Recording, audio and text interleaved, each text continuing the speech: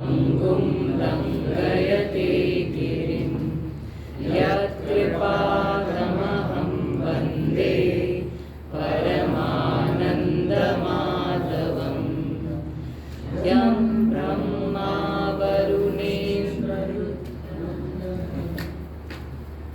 Yam Brahma Varunendra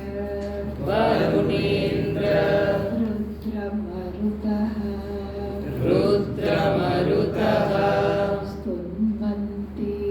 Stunvanti Divyaistavaihi Not stavai, stavaihi. Yeah, you're breaking it there. Yam Brahma Varunendra Yam Brahma Varunendra Rudramarutaha Stunvanti divyaistavaihi Stunvanti Divyaistavaihi Vedai Sangha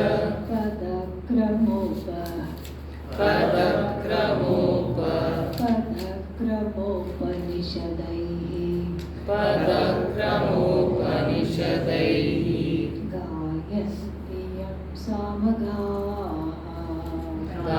Gayantiyam samagaha Dhyanavasthita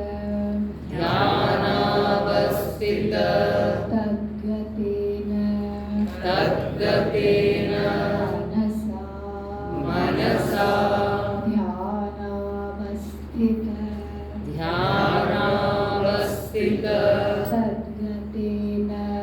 Tadgatena Manasa Pashyantiyam Yoginaha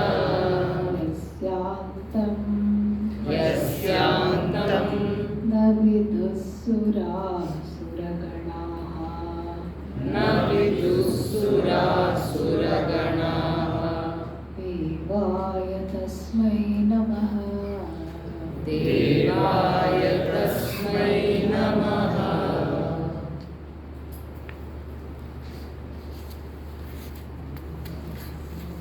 Om Sahanavatu Sahanau Bhunatu Saha Viryam Karavavai Tejasvinavadhitamastu Ma Vidvishavahai Om Shanti Shanti Shanti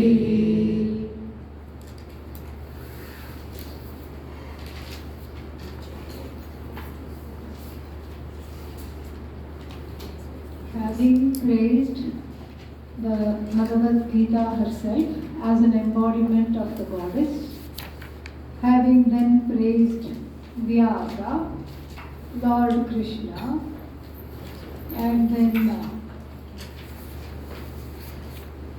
the battle river in the form of Kurukshetra, the battle itself, the river of battle which Krishna helped everybody on the side of the Pandavas cross safely, and then having praised again the Mahabharata in the form of the lotus which propels everyone towards the final Purushartha in life, which is moksha. The Dhyana shlokas end with a invocation of the Lord, of Ishvara. Yam. Today in the morning, Swamiji talked about how all the questions start with ka. Katham. Katham, how. Kutra, where. Kaha, what, who. All these things. What and who. And then Kutaha. All these things we saw. Similarly, when you say the one who in Sanskritam, it all starts with yaha. Yaha, masculine, ya, feminine, yam, this neuter. Okay. So here yam means the one who in the object case, the one who is the object of worship here. So the one who yam, stunmanti, the one who all these people, and we'll see who they are, worship. From stu to worship. One whom all the devatas worship. And who are the devatas?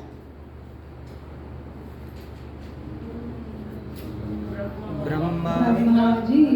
Number one, Brahmaji, the creator, also worships the Lord. Then Varuna, the Lord of the waters. And then Indra. Don't eat up Indra just because he is participating in a sandhi. Yeah. Rudrendra. Varunendra. Varuna plus Indra. What does it become? Varunendra. Just like Cha plus Iti. What does it become? Cheti. That you will never forget. Sa plus Uttirna. What does it become? Sortirna. Like that, here Varuna plus Indra, Varunendra. Who is Indra? The Lord of heaven, the king of all the gods, celestials. And so who are all the worshippers? Brahma, then Varuna, Indra, Rudra. What is Rudra? Lord Shiva in the form of the one who is responsible for the dissolution of the universe. Indra, and then Maruta is Vayu. Yeah. Vayu is called Marut. So Yam Brahma, Varuna, Indra, Rudra, Maruta. How many are there? 5. So that means it's plural. Therefore, Stunmanti, plural. They all worship. How do they worship? With what do they worship? That will be in the instrumental case. What are they worshipping with? Divyaihi, stavaihi. Yeah, don't eat up the visarga. Okay, it's not put there for alankara. It has to be articulated, and it is a Mahabharata. So after every Gita class, we should feel hungry for a snack. Otherwise, you haven't participated properly. Divyaihi, stavaihi. Stava means songs of praise. Yeah. Shlokas need not be songs. Shlokas are songs or poetry of praise.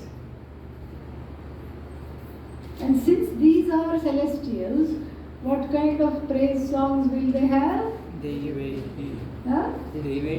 Divyaihi, divine songs, celestial songs, luminous songs from Div to which is shining. Yeah. It won't be ordinary Trahimam, Pahimam kind of things that we mortals at the last minute we just go do Sharanagati, help me, oh Bhagavan, that kind of thing. It will all be beautifully worded and very nicely presented. It will be like a stava mala, a nice mala, a garland of praises. Okay. So we thought that Indra is one of the most high celestials. We thought that Marut, under whose thumb all the jivas are. Varuna, sometimes no Varuna, sometimes too much Varuna. In any case, he has us in a surprise. So Varuna, it is when monsoon comes. And sometimes it is monsoon, sometimes it is late. Okay, and so this is what it is. We have to go with it, and we are under the spell of Varuna. We don't know.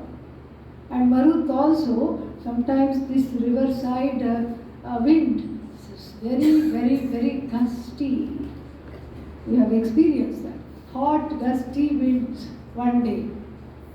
And then so we think we are at the mercy, but then we find out that these are the forces which are the manifestation of Bhagavan, no doubt, but they have a niyanta, the one who guides and directs them.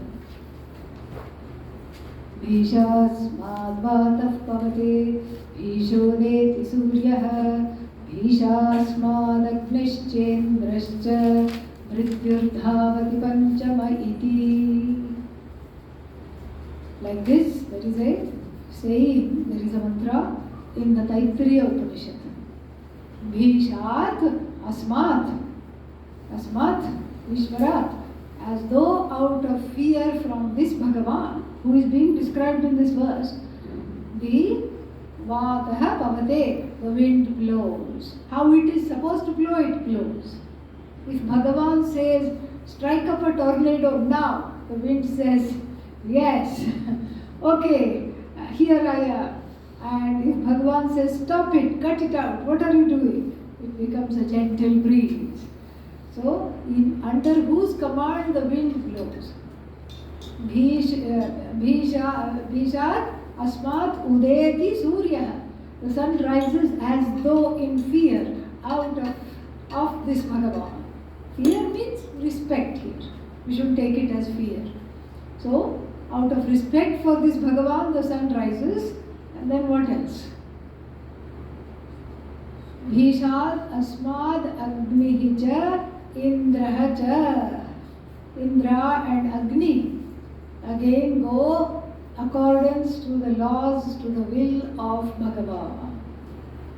And Mrityu, which is the fifth one, that's why it is called Panchamaha, because in the list, so Vataha Pavate, Surya, Vata, Surya, wind, sun, and then Agni, Indra, and then Mrityu, Lord Yama.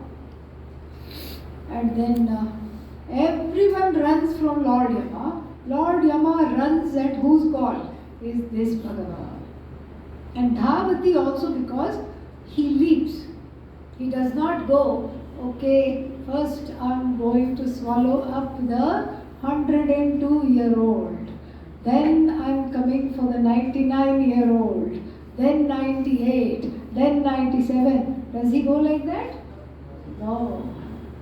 102 and then 2 suddenly somewhere. 2-year-old child gone. And then 16. And then again 95. And then 89. And then again 9. Like this, he jumps everywhere. That's why it is called Mrityuhu Dhavati Panchamaha.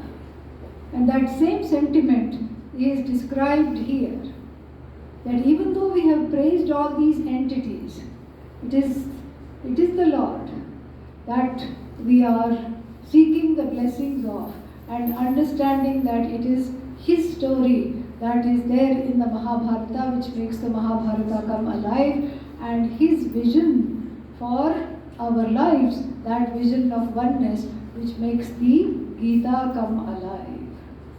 So Yam, to whom, the one whom Rudra, Maruta, Indra, and then Brahmaji, etc. worship with celestial songs, beautiful melody, unique melody not found here. And then Vedaihi Sanga Pada Krama Upanishadaihi Gayantiyam Samagaha. Samagaha means the singers of the Samaveda. Like our Panditji in the main temple. He is the singer of the Samaveda. You should hear him sing some of the chants. Very, very beautiful. Melodious. One day you can ask him. You can even ask him to teach you. He will teach you some small things. Very nice. Little Samaveda mantras. If you have time and interest, you can approach him to teach you. So some young are already learning from him. You will see little young boys in yellow.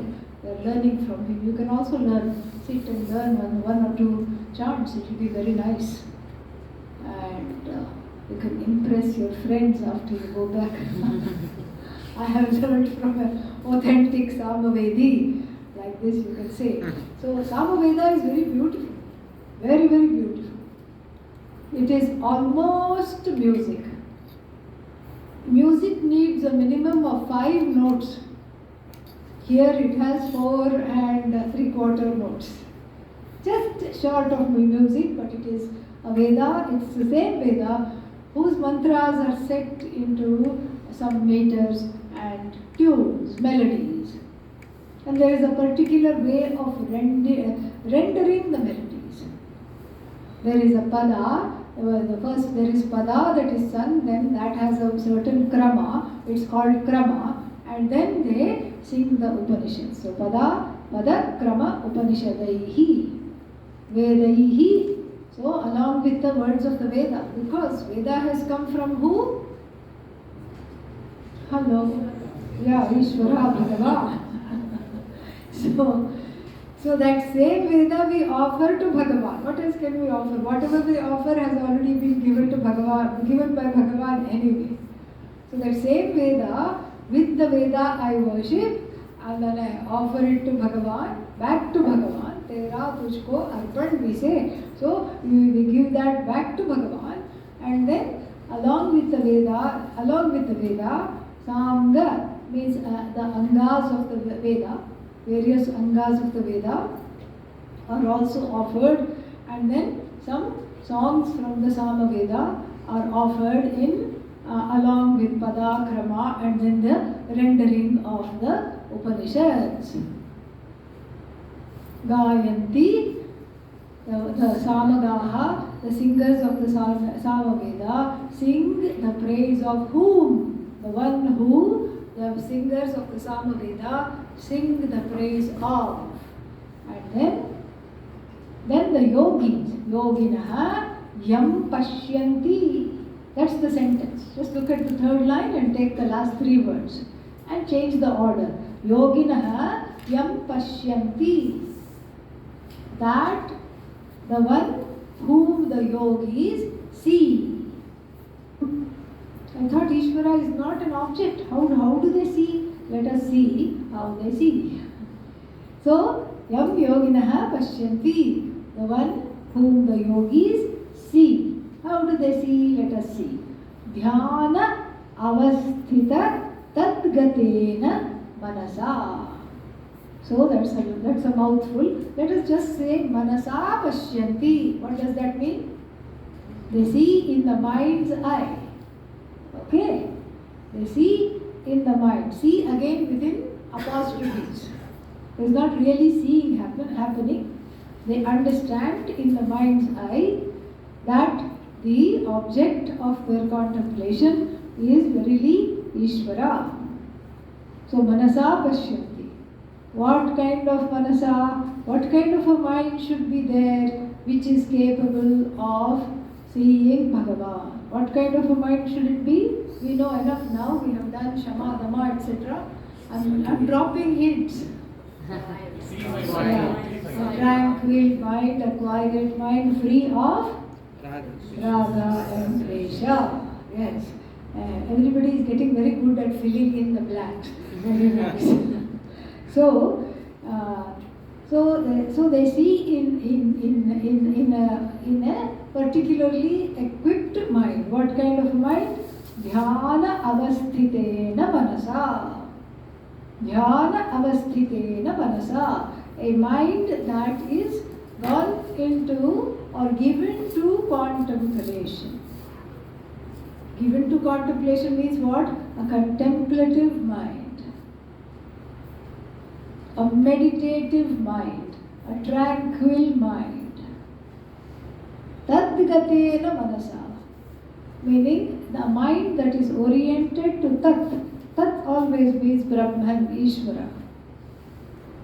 The mind that is Abhimukha, oriented towards knowing Tat. knowing the truth of oneself. Dhyanavasthita tadgatena manasa. With that kind of a mind, pashyanti. Yam. You know, the one who the yogis see. So now this one, all the people worship. Let's see who worships. Let us take stock. First, the one who Brahma, Varuna, Rudra, Indra and Marut sing, worship with divine songs and praises. And then the one who the singers of the Samaveda sing whose praises. And the one which the yogis in various states of contemplation with a mind that is tuned and committed to knowing Brahman see in their mind. See means they are committed to knowing that. And then finally, yasya, whose antam naviduhu. Antam means what? End. Except that meaning doesn't apply here. Why? Because Bhagavan doesn't have an end. Neither beginning nor an end. So anta means we should take it as swarupam, nature. The one whose nature is not known to who? Yogis. Huh? Yogis finished, okay, yeah. Upward and onward. Yeah. Huh? Suraha, surascha, asurascha, surasura, surasuranam ganaha. So, surasura ganaha. So the groups, gana means groups. Groups of sura. Sura means what? Devas. Asura means? Not devas. Not devas. Yeah. Rakshasas, asuras, and what else? Demons. Oh, but demons also don't know the Swarupa. Of course the demons don't know the Swarupa of Bhagavan. That is a no-brainer. Okay? That the demons don't know the Swarupa of Bhagavan, we don't have to really wonder.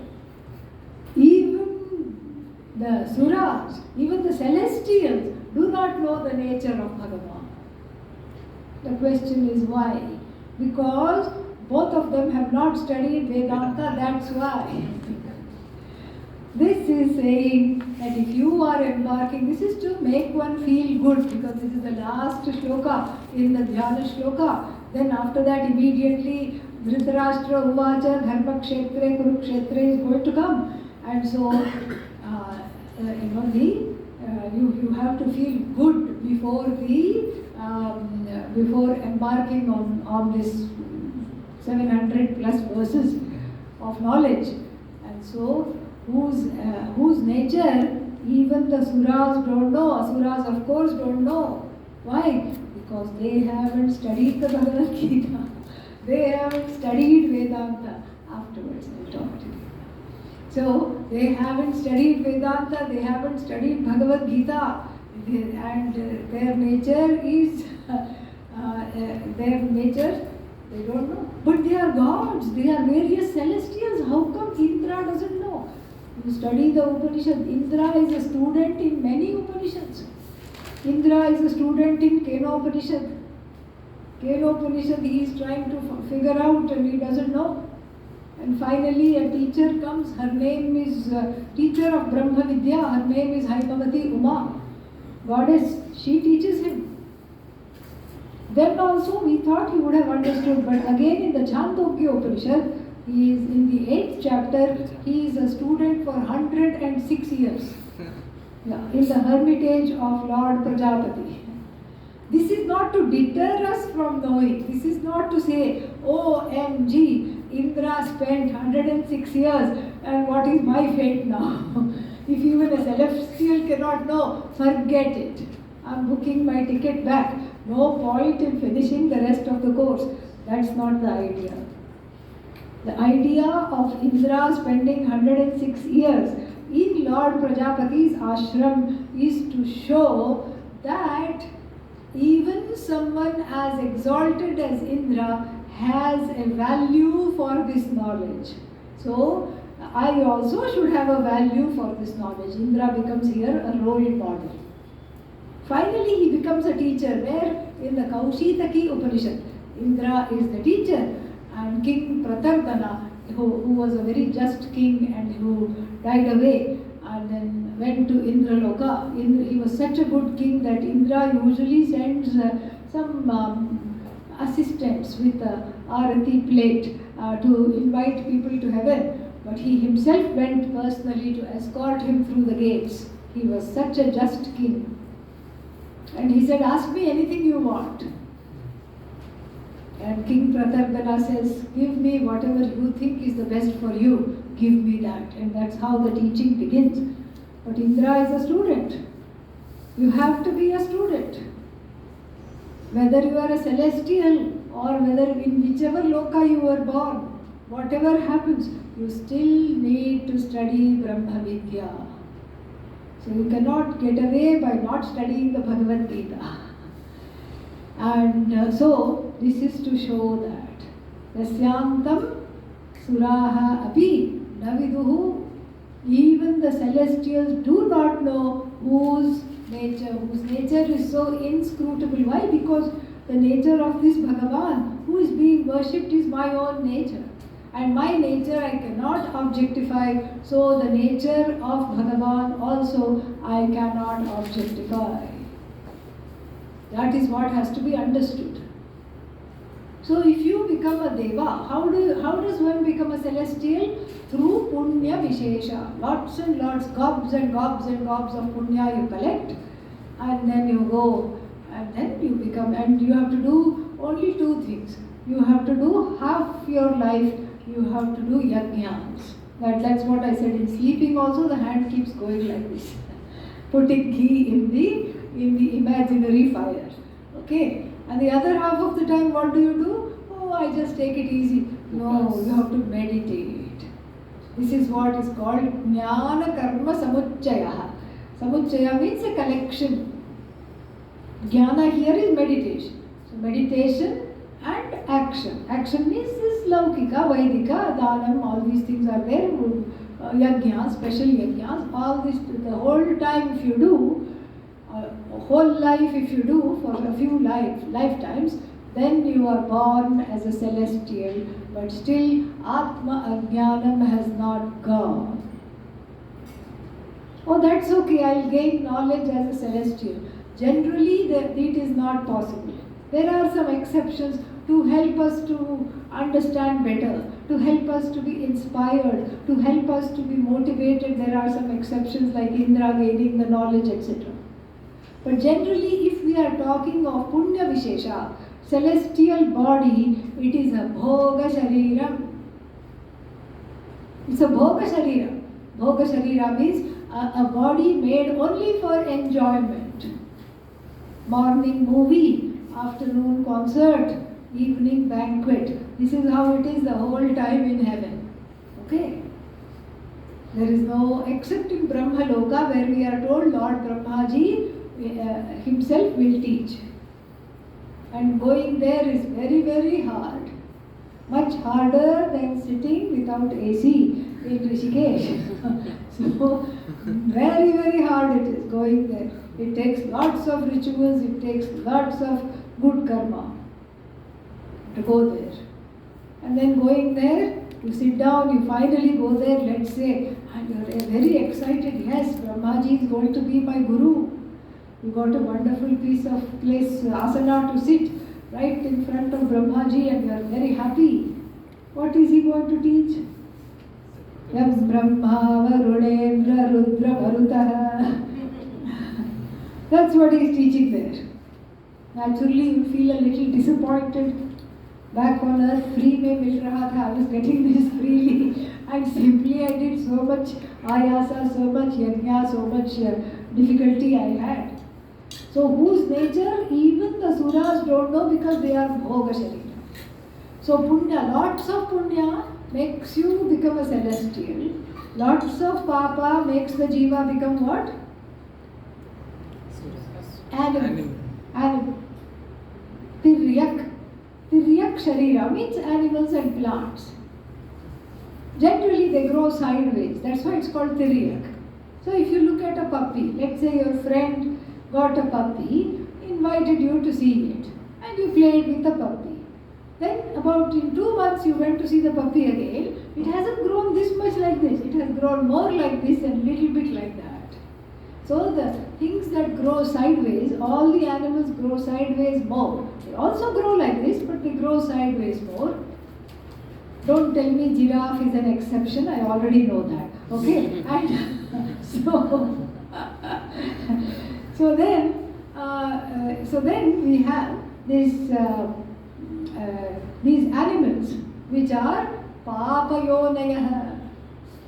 The birth canal through which they come from is primarily, the birth canal is not really the womb. Here we are talking of the entry into the world as the birth canal. So the birth canal or their entry into this world is primarily that because of Papa. So in this life they cannot do anything wrong. Even if they bite you, kick you, they cannot do anything wrong because no Papa accrues to them. This is just an expending. They are already muktaha, they are free of accruing more Papas only in this life. Okay? This is just a life of expenditure. No, nothing is being gained here. So whether you are a celestial, whether you have Punya Vishesha, or whether someone has Papa Vishesha, both of those are not Adhikari Sharira for this knowledge. They are not bodies qualified for this knowledge. For obvious reasons. So if you are looking at concerts and banquets all the time, who will be interested in this? No one. And then again, if you are chasing a squirrel in the garden, is very and you don't have the buddhi oriented towards asking questions such as who am I, etc. What is the point? You can't do this. So only in the human body one is what? Mishra. Everybody's last name should be Mishra. Little bit of Papa, little bit of Punya. Mishra Sharira. Mishra is actually an Indian last name. So this is Mishra Sharira, a body that is mixed up with Papa and Punya. That is not being addressed here because we are here, the special what is left out here is important. Sura and Asura. Asuras again Papa Vishesha, little bit of Punya also, but they are accruing Papa there because of their bad deeds. Asuras in the Hindu tradition are not devil or evil. They are also bhaktas. But what kind of bhaktas? They want world domination. They want things in the here and the now. They want power. They want prestige. They want money. They want the ability to dominate over other people. That's why they worship Bhagavan. To gain limited ends in life. And so, this is why what is left out here is important. What is left out is the human being here. Sura and Asuras are there. They don't understand the Swarupa. But you, the one who is studying, has everything, has every accoutrement, is equipped to understand the Swarupa of Bhagavan as yourself. Now we will turn to the context of the Bhagavad Gita to understand how the war broke out. And then in the first chapter again we'll come back to some of the main players because it mentions that. So the Kuru kingdom, a very reputable and large dynasty. And even though in vernacular languages we say Pandavas and Kauravas, actually all of them are Kauravas. They are all born of the Kuru clan, they are all Kauravas. Pandavas means sons of Pandu, which were 5 in number. Who are they? Yudhishthira, eldest one, given to Dharma. He would not tell a lie even if his life depended on it. And that was in a way his downfall. These are all archetypes. You see their weaknesses And you see how human nature has not changed for 5,000 plus years, it has remained the same. Then next one, Bhima, also known as Vrigodara. Like he had a svelte stomach like that of a greyhound. Very fit. He was a wrestler and everything. Very fit, very strong, very big also. Huge. Then Arjuna. And then Arjuna, great archer, double-handed, ambidextrous.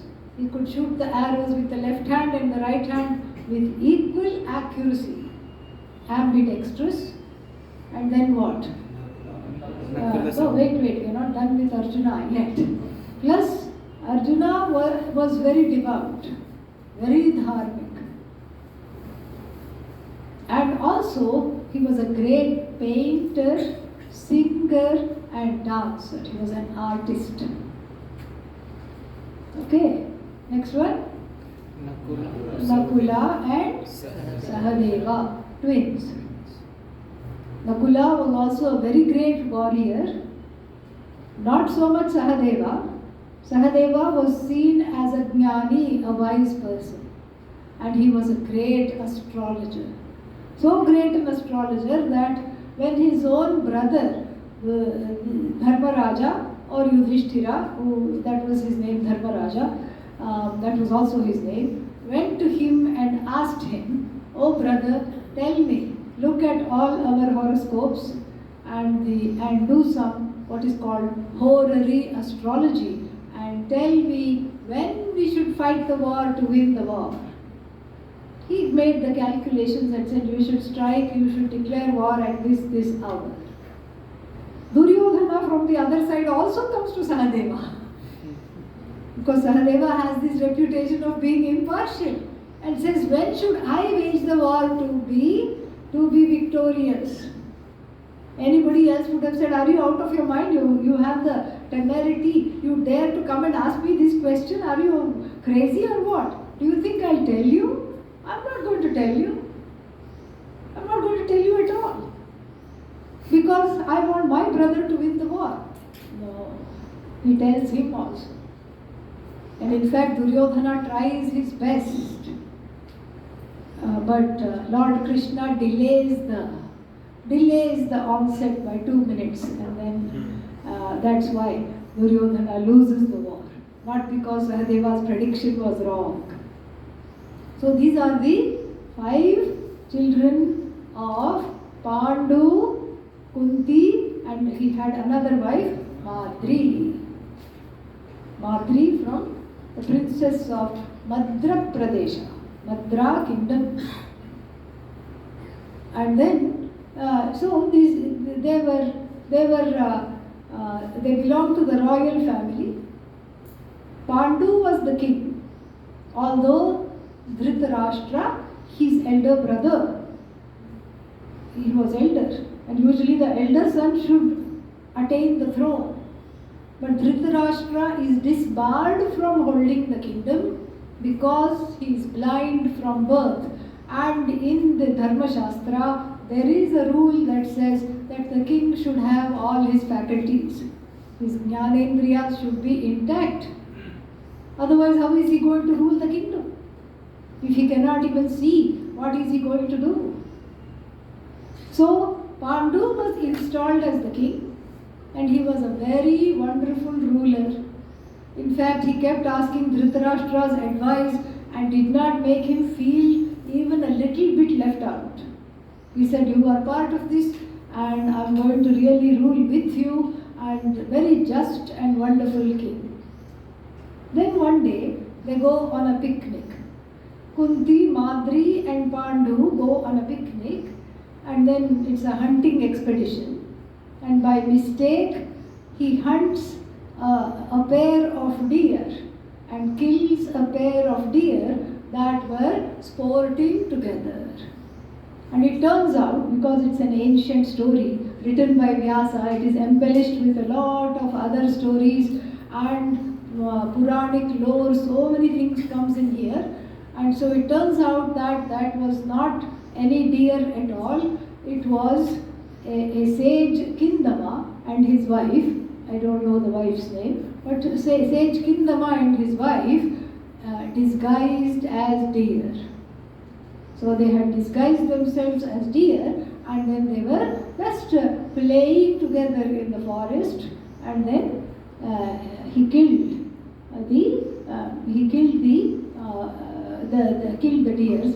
And then as the deer lay dying, sage Kindama, as he lay dying, he said that you attacked us when we were completely vulnerable and we were not harming anybody and we were just playing with each other in the forest. So this way, I curse you that if you go near any of you, either of your wives, you will immediately die.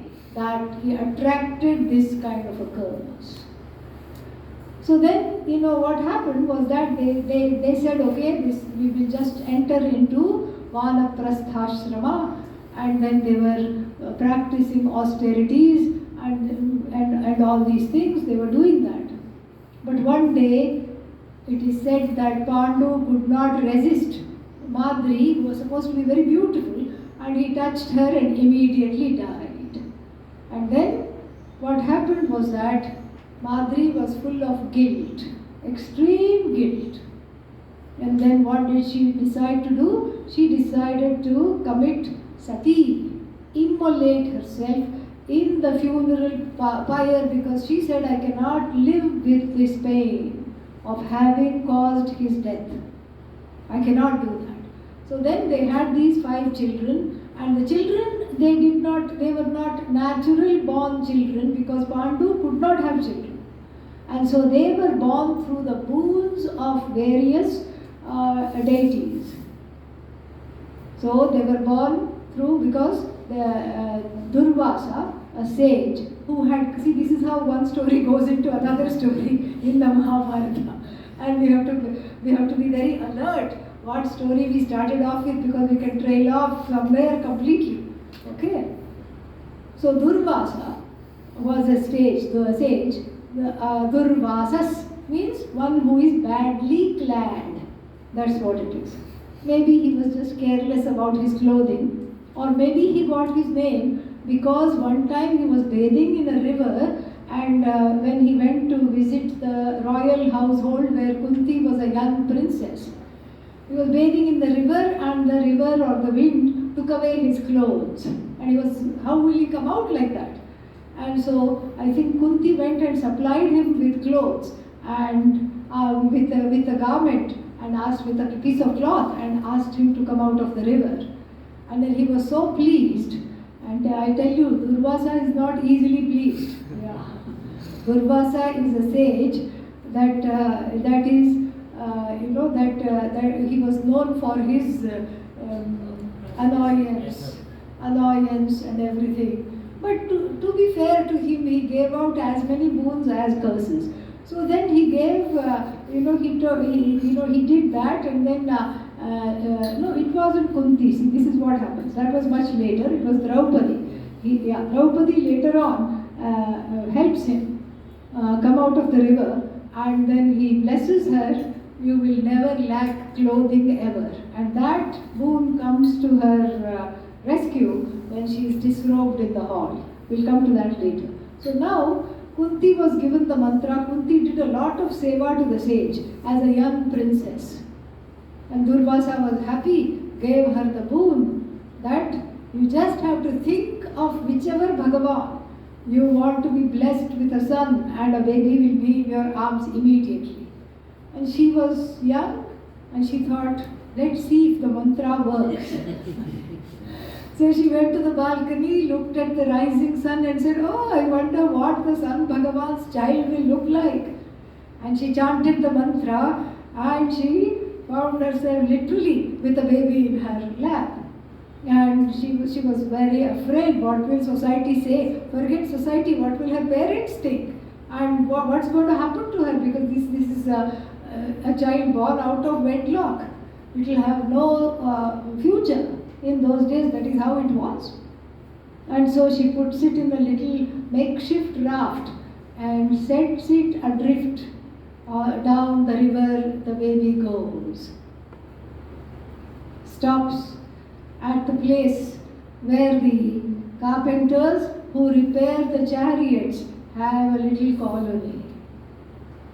Radha and her husband Adhiratha, they find they are childless, and then they find this baby full of the luster of the sun. And he is born with built-in golden earrings. That's why he is called Karna. He is called Karna, they adopt him. And then he doesn't feel quite at home there, playing with the other charioteers' children. He just says, I must be a prince, I don't belong here. And he keeps going, trying to play with Arjuna, Duryodhana, baby Arjuna, baby Duryodhana, all these people. Nobody wants him there also. They say, oh, you don't belong here. You are from a lower class background, and we are princes, we are royalty, and we don't even know who you are. Off with you. So he is neither here nor there. And then we have in Karna a very interesting archetype. To compensate for that neglect of having been denied his rightful dues in life, i.e., the life of a prince, of a king, etc., he overcompensates and tries to gain his fame by becoming the greatest donor in the whole world. Everything he has, he wants to give, he wants to give, he wants to give. Even as he lays dying in the Mahabharata war later on, one greedy Brahmana comes and says, you have all the punya that you have accrued by giving so much, can I have that punya? And he rolls his eyes, he says, I cannot believe you are even asking this, okay, take. And then he gives up his life. So that is one particular archetype. He too was the son of Kunti, but not acknowledged. So through various devatas' blessings, these were born, and Kunti taught Madri also Kunti taught Madri as well the mantra, and Madri, with the help of Ashwini Kumaras, got these twins, Nakula and Sahadeva. So Madri ascended the funeral pyre of the husband, telling Kunti to take care of all 5 children, and then she was gone. So this is how everything happened. And the young princes, the Pandavas, the 5 of them, and then Dhartarashtras, the sons of Dhritarashtra. How many there were? 100. This is something which is very strange, alright. 101 actually, if you count the girl as well. One daughter they had. Little bit strange. Dhritarashtra gets married to a woman called Gandhari. Afghanistani, pre-Taliban Afghanistani lady. Okay? And because Kandahar, if you see even now, that is Gandhara Pradesha. Gandhari, she is called the princess of Gandhara. And she agrees to marry him. They tell her he is blind from birth, he cannot see. She says it's all right. She agrees to marry him. And then he is blind by birth. And what should she have done? She should have said, I will be your eyes. I will make you see everything, whatever you are missing. I will describe the color, the shape, the form to you. But stupid lady says, if my husband cannot see, I will also not see. And on the day of the wedding, makes her maids tie up her blindfold her eyes. And this is how she lives throughout her life. A burden to Mother Earth. First the husband needed seva, and then everything has to be done for him because he is blind. Now she also needs seva because she also cannot do anything sitting there. Alright, now you can say, you can argue, this was her choice. Why shouldn't she do that out of fidelity and love for her husband? Okay, do that. But such people should not have children, at least not 100 of them. Yeah. Children need eye contact.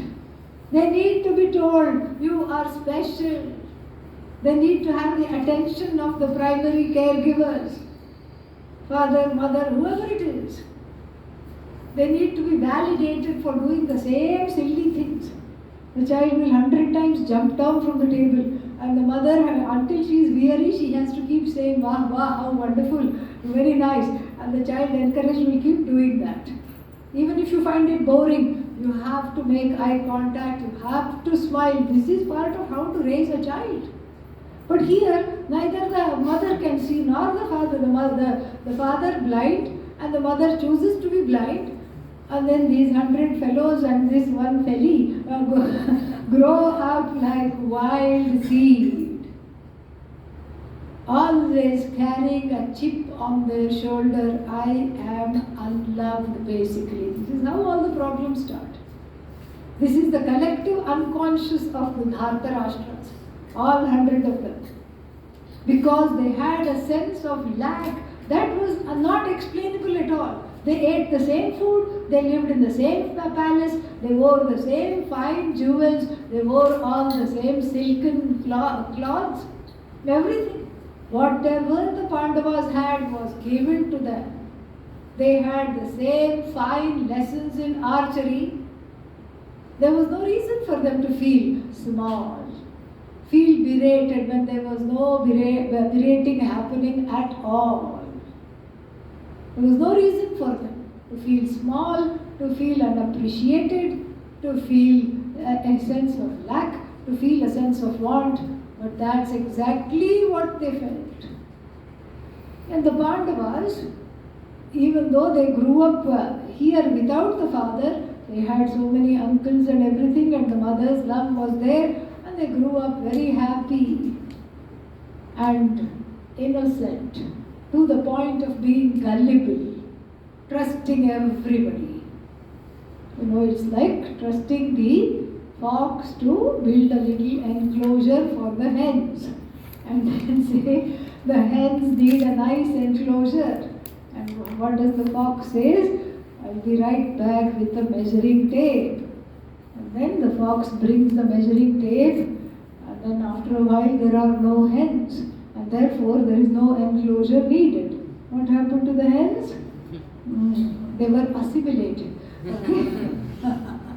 So then, this is exactly how they were. The Pandavas were very gullible, extremely trusting, not at all suspicious, wonderful. And then these Dhartarashtras, Duryodhana, etc., all of them were just extremely jealous. If one emotion was predominant in the Dhartarashtras, the son of Dhritarashtra, the sons of Dhritarashtra, it was Matsarya, jealousy. Started young, for no reason, because as I said, there was no distinction made between them. In fact, they occupied more space, more time, more attention, because there were so many of them. 101 plus 5 versus 5. You know, it's a surprise how they felt like this. But this has to do with negligent parenting. That's what happens. One decision by Gandhari, spoiled that whole clan. And this is all metaphoric. Dasharatha is blinded in moha, deluded and blinded by the love he has for his sons. It's okay to have love for your children, but if that love leads you to support all wrong things and wrong actions they are doing, that is a dysfunctional and even a toxic love. So this is the Dasharatha, unable, no viveka, no ability to distinguish here between what is right, what is wrong, dharma, adharma, nothing. And so these fellows grew like wild seed, always jealous. Then after the death of Pandu, it was decided that Pandu's son, the eldest one, what's his name again? Yudhishthira, Dharmaraja, Dharmaputra, because he was born with Lord Yama's blessing, would ascend the throne. And none of the elders had any objection. And he was made to be the king. He was the heir apparent. And then and he was a good ruler, everything was going well, and what was also going well was the jealousy of Duryodhana. The fires of jealousy were burning bright, enough to consume the entire palace. Duryodhana invites his uncle, also from the prince of Gandhara. What's his name? Shakuni. How is he described in the Dhyana Shloka? Blue lily. Very good. Yeah. Blue lily, because it's very nice to look at, and he says, please have a cup of tea. But he's not going to tell you that he has laced it with poison. That's Shakuni. So Shakuni comes and takes residence here. What is his job? He has his own kingdom. He has his own people to take care of. But he wants to poke his beak-like nose into the affairs here and try to get his nephews the throne. He gets involved in the politics of the kingdom for no reason at all. He should not even be there. But he just moves in there. And then keeps feeding Duryodhana, who doesn't need many lessons actually. He is quite a graduate in all these wrongdoings. But he keeps feeding Duryodhana many plots in order to make short shrift of all these 5 brothers, in order to make them go away. They try many things to make it look like an accident. One time Dhritarashtra is complicit in all this. He just says whatever he is told to do, he does. So Duryodhana asks Dhritarashtra to trick them, and Dhritarashtra agrees. Dhritarashtra says, well, there is a big function there in some place. Please go. We have arranged some nice places for you to stay. Go attend that Utsava and come back. But then this one, another brother of Pandu is there. What is his name? Vidura. Vidura, who was very just, but who could not be the king because he was born out of wedlock. Pandu was the father, but the mother was some, I think, maid servant in the palace or something like that. So that's why, since he was born out of wedlock, he was not recognized as royalty, but he became a very wise minister to the king.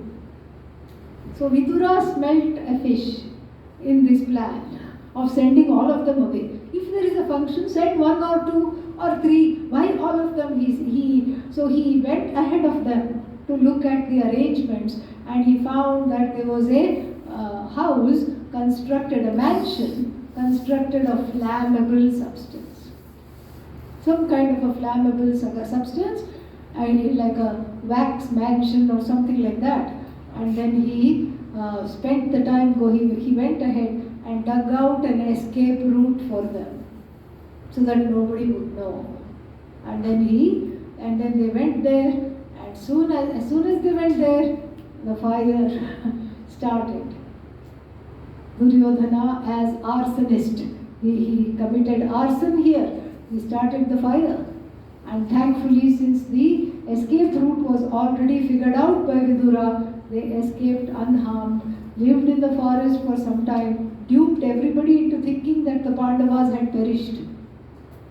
And when they came back, Duryodhana said, I want half the kingdom. In fact, my father should have been king. Just because he is blind, he was denied. And then, fine, your father was the king, but then after he is dead, why should we not split the kingdom? We should split the kingdom. I want half the kingdom. And Duryodhana plotted to take the better half of the kingdom that was developed, that had buildings, that was fertile, and that was rich in soil and mineral resources. And then he gave to the Pandavas to rule, barren and the soil was just rocks. That kind of a rocky, loamy soil where nothing grows, an undeveloped area he gave. But by the dint of their hard work, they made a beautiful kingdom, the Pandavas, and ruled it wisely and called it Indraprastha. The other one was called Hastinapura. More we'll see tomorrow. Om Purnamada Purnamidam Purnat Purnamudachyate Purnasya Purnamadaya Purnamevavashishyate. Om Shanti Shanti Shanti. Harihi Om Shri Gurubhyo Namaha. Harihi Om.